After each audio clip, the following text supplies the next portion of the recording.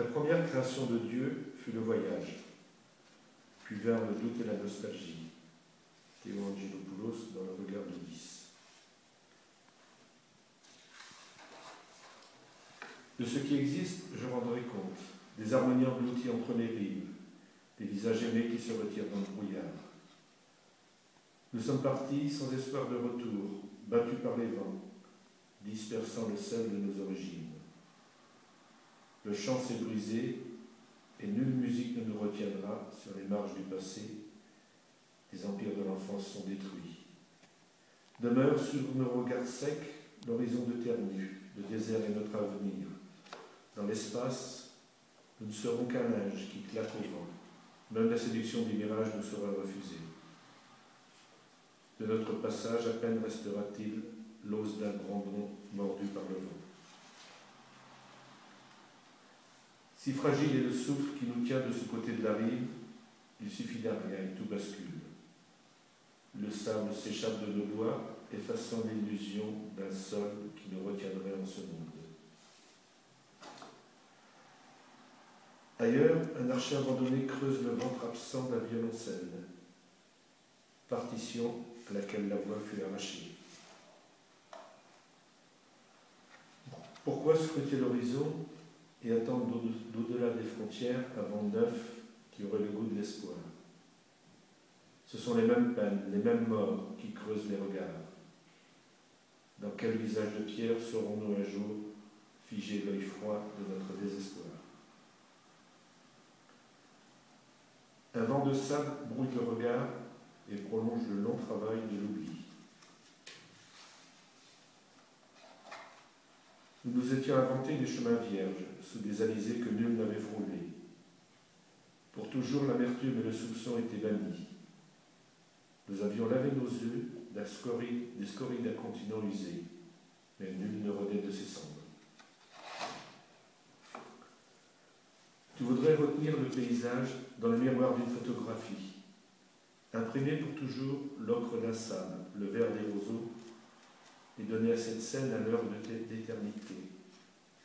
Mais comment graver le cri des enfants, le souffle des troupeaux, l'haleine du vent qui tord les arbres?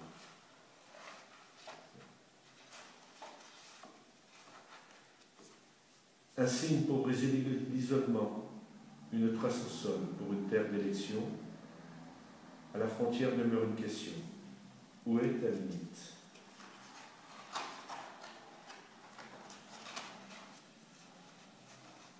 Un geste de la main depuis l'autre rive restaure le jour dans son innocence. Irons-nous un jour, ignorant Dieu et diable, légers dans un chemin ouvert, rêvant d'une terre promise, d'un pays aux langues complices? De ce jour, nous garderons l'empreinte d'un rêve, l'amorce d'un chant, et pour toujours nous vivons dans l'ombre portée sur notre regard. Qu'importe les frontières, elles disparaissent dans le brouillard que notre regard invente.